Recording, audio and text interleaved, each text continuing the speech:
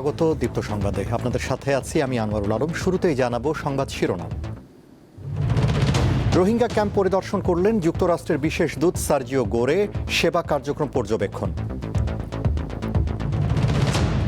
অস্বাভাবিক হারে বেড়েছে পোলাও চালের দাম, চড়া দামে বিক্রি হচ্ছে সব ধরনের সবজি ও মাছ। মরক্কো থেকে একদিনে স্পেনে ঢুকে পড়েছে ৪৯,০০০ অভিবাসন প্রত্যাশী, নিহত বেড়ে ১৮।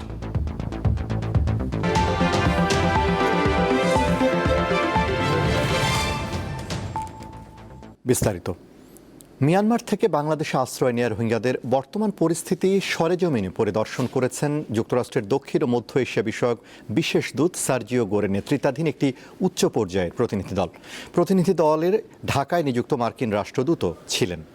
শুক্রবার দুপুর ২টার দিকে প্রতিনিধি দলটি উখিয়ার ৮W রোহিঙ্গা ক্যাম্পে পৌঁছান। এরপর ক্যাম্পের ওয়াচ টাওয়ার থেকে পরিস্থিতি পর্যবেক্ষণ করেন। প্রায় ২০ মিনিটের মতো সেখানে পর্যবেক্ষণ শেষে মার্কিন প্রতিনিধি দলের সদস্যরা ৬ নম্বর রোহিঙ্গা ক্যাম্পের BDRCS ও IRC পরিচালিত হাসপাতালের চিকিৎসা কার্যক্রম পরিদর্শন করেন। এ সময় তারা রোগী, নার্স ও চিকিৎসকদের সাথে কথা বলেন। এরপর বিকেল ৩:৩০টার দিকে প্রতিনিধি দলটি উখিয়ার ৪ নম্বর রোহিঙ্গা ক্যাম্পে UNHCR পরিচালিত রেজিস্ট্রেশন সেন্টারে যান। সেখান থেকে জাতিসংঘের খাদ্য বিতরণ কেন্দ্রে যান। এ সময় রোহিঙ্গাদের সাথে তারা কথা বলেন এবং সংস্থাটির সংশ্লিষ্টদের সাথেও আলাপ করেন। এর আগে বেলা ১২টার দিকে প্রতিনিধি দলটি কক্সবাজার বিমানবন্দরে পৌঁছে।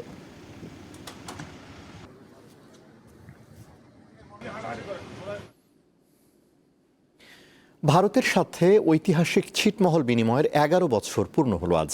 ২০১৫ সালের ৩১ জুলাই মধ্যরাতে বাংলাদেশ ও ভারতের মধ্যে মোট ১৬২টি ছিটমহলের বিনিময় ঘটে। ৬৮ বছরের বন্দিদশা থেকে মুক্তি পায় ছিটমহলগুলোতে বাস করা মানুষগুলো। তবে নাগরিকত্ব সহ নানা সুযোগ সুবিধা পেলেও কুড়িগ্রামের ফুলবাড়ী উপজেলার দাসিয়ার ছড়ার বাসিন্দাদের দাবি, এখনও তারা কাঙ্ক্ষিত প্রশাসনিক সুবিধা থেকে বঞ্চিত। তাদের দাবি দাসিয়া ছড়াকে একটি স্বতন্ত্র ইউনিয়ন ঘোষণার। ছিটমহল বিনিময়ের ১১ বছরে দৃশ্যমান জীবনযাত্রা পাল্টে গেছে বিলুপ্ত ছিটমহলবাসীর। দীর্ঘ ৬৮ বছর বন্দি জীবন কাটানোর পর তারা এখন যুক্ত হয়েছে উন্নয়নের মূলধারায়। আমাদের ছিটমহল বিনিময়ের পর আমরা মোটামুটিভাবে সকল সাইট, আমরা কমিউনিটি ক্লিনিক পেয়েছি, আমরা শিক্ষা প্রতিষ্ঠান পেয়েছি, রাস্তাঘাট পেয়েছি। এখন আমাদের এখানে মাধ্যমিক হয়েছে, উচ্চ মাধ্যমিক হয়েছে, আমরা এই কলেজে পড়াশোনা করতে পারতেছি। কিন্তু আমাদের এখন চাওয়া পাওয়া আরও কিছু আছে। শিক্ষা প্রতিষ্ঠানগুলো যেগুলো এমপিও করা হয়নি সেগুলো যেন এমপিও হয়। মানে দীর্ঘ বঞ্চনার পরে যে জিনিসগুলো আমরা পাইনি, দীর্ঘ ১১ বছর পর আমরা সেই জিনিসগুলো পেয়েছি। এই দৃশ্য কুড়িগ্রামের সর্ববৃহৎ ছিটমহল দাসিয়ার ছড়াতে। এখানে লোক সংখ্যা প্রায় ১৫,০০০-এরও অধিক। আমরা বিলুপ্ত ছিটমহলবাসী ৬৮ বছর বন্দি জীবন থেকে মুক্তি পেয়েছি। আমরা সবচেয়ে বড় যে বাংলাদেশের নাগরিকত্ব পেয়েছি, এটি আমাদের গর্ব এবং অহংকার। এবং ইউনিয়ন পরিষদ হলে এখানকার মানুষ নাগরিক সেবাটা সুষ্ঠুভাবে পাবে বলে আমাদের সকলের বিশ্বাস। সরকার একটা প্রত্যাশা দিয়েছিল, আমাদের আশা দিয়েছিল আমার এই দাসিয়ার ছড়াকে একটা স্বতন্ত্র ইউনিয়ন দিবি, কিন্তু আজ পর্যন্ত সেটা পাইলাম না। ১৯৭৪ সালের মুজিব ইন্দিরা চুক্তি অনুযায়ী ২০১৫ সালের ৩১ জুলাই মধ্যরাতে ১৬২টি ছিটমহল বাংলাদেশ এবং ভারতের মূল ভূখণ্ডের সাথে যুক্ত হয়। এর মধ্যে কুড়িগ্রাম জেলায় ১১১টি এবং ভারতের সঙ্গে যুক্ত হয় ৫১টি ছিটমহল। বিলুপ্ত ছিটমহল দাসিয়াছড়া থেকে মোহাম্মদ ইউনুস আলী, দীপ্ত সংবাদ, কুড়িগ্রাম। দেশ পরিচালনায় ব্যর্থতার দায় স্বীকার করায় নৈতিকভাবে সরকার ক্ষমতায় থাকার অধিকার হারিয়েছে বলে মন্তব্য করেছেন জাতীয় সংসদের বিরোধী দলীয় নেতা ও জামায়াতে ইসলামীর আমির ডাক্তার শফিকুর রহমান।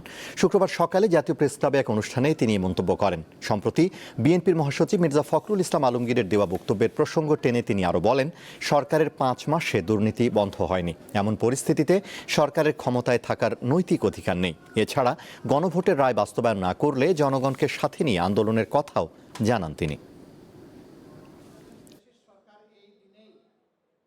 ব্যর্থতার দায় যখন স্বীকার করলেন, তখন কি এই সরকারের আর ক্ষমতায় থাকার কোনো নৈতিকতা থাকে? নৈতিক দিক থেকে সরকার তার অধিকার হারিয়েছে দেশকে পরিচালনা করার। তিনি তো প্রেসের সামনে খোলামেলা বলেছেন, তো এটা তো গোপন কোনো কথা না। এটি হচ্ছে এই সরকারের আমলের বাস্তব চিত্র। দেশে অস্বাভাবিক হারে বেড়েছে সুগন্ধি বা পোলাওয়ের চালের দাম। প্যাকেটজাত প্রতি কেজি এই চাল বিক্রি হচ্ছে 190 ও খোলা অবস্থায় 180 টাকায়। এছাড়া আগের চড়া দামে স্থিতিশীল রয়েছে সবজির বাজার। মাছের দাম নিয়েও অভিযোগ করেন ক্রেতারা। এক সপ্তাহে সবজি, পরের সপ্তাহে চাল, নয়তো অন্য কোনো খাদ্যপণ্য দাম বাড়বেই। এটাই যেন দেশের বাজারের চিত্র। এই চক্রব্যূহ যেন ভাঙাই দেয়। রাজধানীর কারওয়ান বাজার, এখানে পাইকারি দামে মেলে প্রায় সব পণ্য। শুক্রবার সকালে সেখানকার দোকানে গিয়ে খোঁজ খবর নিতেই দেখা গেল পোলাও চালের লাগামহীন দাম প্রায় 200 টাকা ছুঁই ছুঁই। তবে অন্যান্য চালের দাম স্থিতিশীল। পোলাও চালের দামটা অত্যাধিকভাবে বাড়ছে, বাড়তি আছে। গত আপনি ঈদের পর থেকেই খালি বাড়তি আছে, কমতির দিকে নাই। আর নাদিশাল চালেরও দাম বেশি, মোটামুটি মিনিকেট 28, নর্মালি আছে। গত সপ্তাহে যা ছিল তাই আছে। ভাতের চাল, মসুর ডাল, তেল, চিনি এটার বাড়ার সম্ভাবনা নেই, সর্বভালো দাম স্থিতিশীল আছে। দাম বাড়ছে খালি পোলাও চাল। মৌসুমী সবজির মধ্যে পটল, ঢেঁড়স, করলা, ঝিঙা, চিচিঙ্গা ও বেগুন সহ বেশিরভাগ সবজির দাম নতুন করে না বাড়লেও রয়েছে আগের মতোই চড়া। গত শুক্রবার যে দাম আপনার বেগুন ছিল 200 টাকা, আজকে 150 টাকা। শসা ছিল 120 টাকা, আজকে শুধু 60 টাকা কেজি। পটল 60 টাকা কেজি, করলা হলো 100 টাকা কেজি। পেঁয়াজের দাম কিছুটা বেড়েছে, তবে আদা রসুনের ক্ষেত্রে কোনো পরিবর্তন হয়নি। পেঁয়াজ এই সপ্তাহে 60 টাকা কেজি, গত সপ্তাহে 50 টাকা ছিল, এই সপ্তাহে 10 টাকা বাড়তি। আদা ছিল 160 টাকা 50 টাকা, এই সপ্তাহে আদা হচ্ছে যে আপনার 180 টাকা কেজি। মাছে ভাতে বাঙালির স্বাদ নেওয়ায় দিন দিন কষ্টসাধ্য হয়ে পড়েছে। দেশি 1 কেজি বায়লা মাছের কথাই ধরুন, অন্তত 1200 টাকা গুনতে হবে। কাজলি কিংবা বাতাসির মতো হারাতে বসা ছোট মাছের দামও চড়া। শিং মাছ 500 টাকা কেজি, মাগুর মাছ 600 টাকা কেজি, পাবদা 500 টাকা কেজি, আর আমরা বড় শৈল আছে 1200 টাকা কেজি। আমরা ইলিশ মাছ খাইতে পারি না, বহুদিন খাইতে পারি না, আমার মতো অনেকেই পারে না। আগে যে মাছ 180 টাকায় পাওয়া যেত, এটা এখন 220 টাকা 40 টাকায় বিক্রি হচ্ছে। এছাড়া প্রতি কেজি গরুর মাংস 850 ও খাসির মাংস বিক্রি হচ্ছে 1250 টাকায়। সঞ্জিদা প্লাবনী, দীপ্ত সংবাদ, ঢাকা। 28 জুলাই উদযাপিত হয়েছে বিশ্ব প্রকৃতি সংরক্ষণ দিবস। প্রাকৃতিক সম্পদ সংরক্ষণ, উদ্ভিদ ও প্রাণী জগতের সুরক্ষা, জীববৈচিত্র্য হ্রাস ও দূষণের মতো পরিবেশগত হুমকি সম্পর্কে সচেতনতা বাড়াতে এই দিনটি পালন করা হয়। বাংলাদেশের প্রাণ প্রকৃতি নিয়ে দীপ্ত সংবাদ ধারাবাহিক প্রতিবেদন প্রচার করছে। আজ রয়েছে রংপুরের এক বৃক্ষ প্রেমীকে নিয়ে প্রতিবেদন।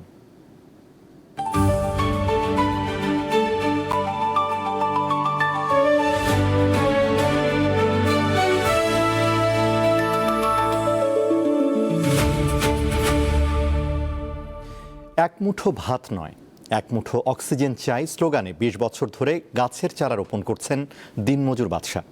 রংপুরের পীরগঞ্জের বাদশা মিয়া রোপণ করা গাছের ফলের স্বাদ নেন এলাকার সর্বস্তরের মানুষ। গাছের ছায়ায় বসে প্রাণ জুড়ায় পথচারীরা। এক মুঠো ভাত নয়, এক মুঠো অক্সিজেন চাই স্লোগানে 20 বছর ধরে বৃক্ষরোপণ করছেন দিনমজুর বাদশা মিয়া। আমরা আছি রংপুরের পীরগঞ্জের মিষ্টা গ্রামে। শুনতে চাই তার মুখ থেকেই তার এই বৃক্ষরোপণের গল্প। একটু শুনতে চাই যে কতদিন থেকে আপনি গাছ লাগান, শুরুটা কিভাবে হয়েছে? যখন চারার ব্যবসা করি তখন গ্রামগঞ্জে বহু গরিব দুঃখী পাওয়া যায়, পয়সা অভাবে নিবে পায় না। আমি তো এক গরিব, তা সত্ত্বেও আমি ওদের ঘরে বলি যে বাবা তোমাকে একটা গাছ আমি দেবো, আমাকে একটা তালা লাঠি দেওয়া লাগবে। হয়তো তারা সংগ্রহ করে দেয় বা দিবে চায়, আমি একটা গাছ গাড়ি দিই। এইভাবে গাঁতি তখন আলাদায় আমি নতুন বাড়ি পাই, ছেড়ে দেই, জুম্মা ঘরে দেই। সরকারও বলে যে গাছ লাগাও, দেশ বাঁচাও। আমার তো পরিধান নেই, আমার কোনো সম্পদে দেখছি না তো আমার বাড়ি। আম গাছ, কাঁঠাল গাছ, যেটা আমার মনে চায় আমি ভেতরে ভেতরে বসা দিয়েছি। আমার এটা ধান্দা, আমার অন্য কোনো কথাই ভালো লাগে না। চারটে আমি গাছ গাড়ব, আমি শান্তি। গত 11 জুলাই ঢাকার আব্দুল করিম সাহিত্য বিষয়ক মিলনায়তনে দ্বিজেন শর্মা পরিবেশ পদক 2025-এর বৃক্ষশাখা সম্মাননা পেয়েছেন বাদশা। এ সম্পর্কে তার অনুভূতি জানতে চাই আমরা। এই যে একটা প্রাইজ পানো, টাকা পানো, আমি আনন্দ। এই বয়সে আমার খুব কষ্ট হলে আমি এখন খুশি। এ যাবতে আমার গাছ নাহলে 30,000-এর কাছে গেছে। বয়সের ভারে বাদশা নুয়ে পড়লেও তার গাছগুলো এখন চিরযৌবনা। তার তেমন কোনো চাওয়া নেই, কিন্তু সরকার যদি তাকে পৃষ্ঠপোষকতা করে, তার হয়তো এই যে বৃক্ষরোপণের যে এক মুঠো ভাত নয় এক মুঠো অক্সিজেন চাই যে স্লোগানে যে তার বৃক্ষরোপণের কর্মসূচি, সেই কর্মসূচি কিন্তু অব্যাহত থাকবে, তিনি কিন্তু এটাও জানিয়েছেন। ফেরদৌস জয়, দীপ্ত টেলিভিশন। বাংলাদেশে ছাত্র জনতার অভ্যুত্থানে ক্ষমতাচ্যুত শেখ হাসিনাকে প্রত্যর্পণের বিষয়ে ঢাকার অনুরোধ নয়াদিল্লির সংশ্লিষ্ট কর্তৃপক্ষ খতিয়ে দেখছে। ভারতের কেন্দ্রীয় সরকারের পক্ষ থেকে পররাষ্ট্র বিষয়ক সংসদীয় কমিটিকে একথা জানানো হয়েছে। বৃহস্পতিবার সংসদীয় কমিটি তাদের প্রতিবেদন লোকসভায় উপস্থাপন করে। এই কমিটির চেয়ারপারসন কংগ্রেসের সংসদ সদস্য শশী থারুর। প্রতিবেদনে বলা হয়, বিদ্যমান আইন ও প্রচলিত প্রক্রিয়া অনুসারে শেখ হাসিনাকে প্রত্যর্পণের বিষয়ে বাংলাদেশের অনুরোধ সংশ্লিষ্ট কর্তৃপক্ষ খতিয়ে দেখছে। ভারত সরকারের পক্ষ থেকে আরও দাবি করা হচ্ছে, শেখ হাসিনাকে কোনো রাজনৈতিক কার্যক্রম চালানোর সুযোগ দেওয়া হচ্ছে না। ছাত্র জনতার গণ অভ্যুত্থানের মুখে 2024 সালের আগস্টে ক্ষমতাচ্যুত হয়ে পালিয়ে ভারতে আশ্রয় নেন শেখ হাসিনা। এরপর থেকে তিনি সেখানেই রয়েছেন।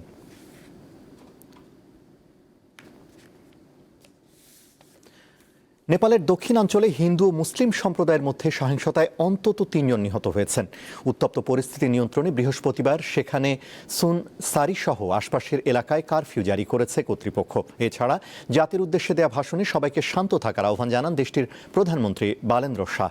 জানা গেছে, গত রোববার ভারতের সীমান্তবর্তী সুনসারি জেলার একটি গ্রামে হিন্দুদের একটি শোভাযাত্রায় উচ্চ শব্দে গান বাজানো এবং ধর্মীয় পতাকা নিয়ে বিরোধের জেরে সংঘর্ষের সূত্রপাত। পরিস্থিতি নিয়ন্ত্রণে আনতে পুলিশ গুলি চালালে 2 জন নিহত হন। এরপর বৃহস্পতিবার কারফিউর মধ্যে পাশের সিরাহা জেলায় বিক্ষোভের সময় আরও 1 জন নিহত হন।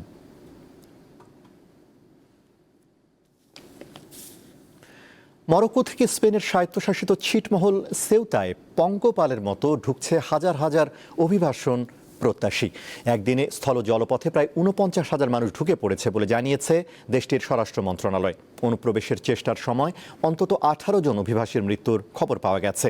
মরক্কোর সঙ্গে সীমান্তবর্তী ছোট্ট এই ভূখণ্ডের আইনি ফাঁকফোকর কাজে লাগিয়ে স্থায়ী বসবাসের লক্ষ্যে বিপুল সংখ্যক অভিবাসী এখনও অবৈধভাবে প্রবেশের চেষ্টা করছেন। এতে সীমান্তের নিরাপত্তা ব্যবস্থা কার্যত ভেঙে পড়েছে। ফলে নিরাপত্তা জোরদারের চেষ্টা করছে স্পেন সরকার।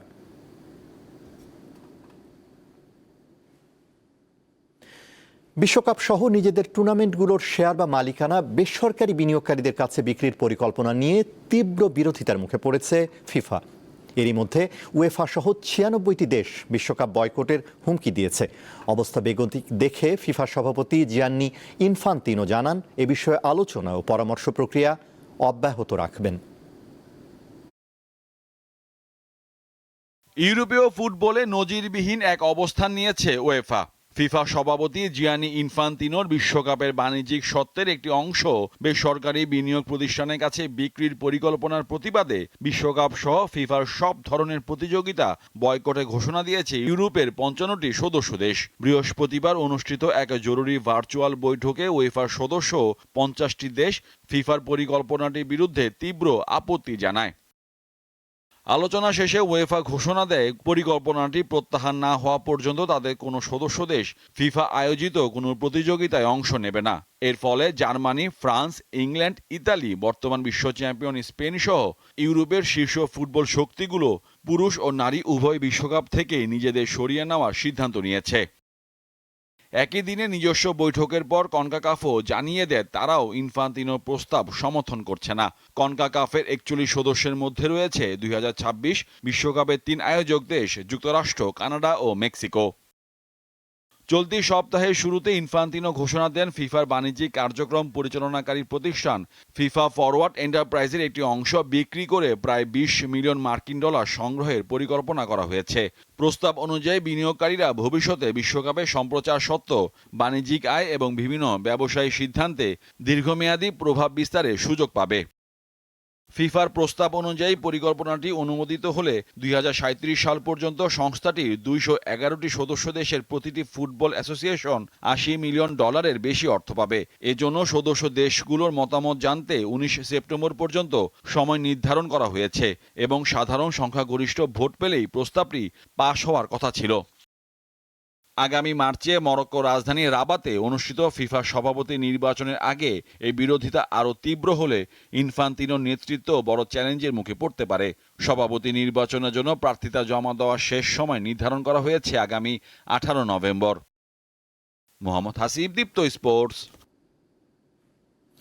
প্রথমবারের মতো ভারতের মাটিতে আন্তর্জাতিক প্রীতি ম্যাচ খেলতে আসছে ফুটবল বিশ্বের অন্যতম সফল 5বারের চ্যাম্পিয়ন দল ব্রাজিল। বৃহস্পতিবার দুই দেশের ফুটবল ফেডারেশন যৌথ বিজ্ঞপ্তির মাধ্যমে এ তথ্য নিশ্চিত করেছে।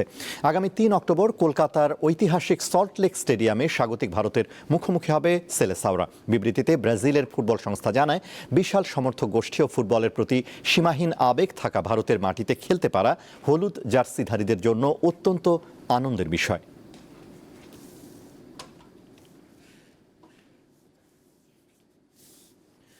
শেষ করব দীপ্তর সন্ধ্যার সংবাদ, তার আগে সংবাদ শিরোনামগুলো জানাবো আরও একবার। রোহিঙ্গা ক্যাম্প পরিদর্শন করলেন যুক্তরাষ্ট্রের বিশেষ দূত সার্জিও গোরে, সেবা কার্যক্রম পর্যবেক্ষণ। অস্বাভাবিক হারে বেড়েছে পোলাওয়ের চালের দাম, চড়া দামে বিক্রি হচ্ছে সব ধরনের সবজি ও মাছ।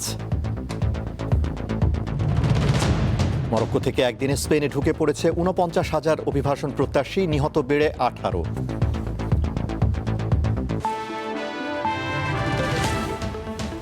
এই ছিল এখনকার মতো আমাদের পরবর্তী দীপ্ত সংবাদ রাত 11টায় দেখার আমন্ত্রণ। এছাড়া আরও তথ্য বিনোদনের খবর পেতে যুক্ত থাকুন দীপ্ত টিভির ডিজিটাল প্ল্যাটফর্মগুলোতে। ধন্যবাদ।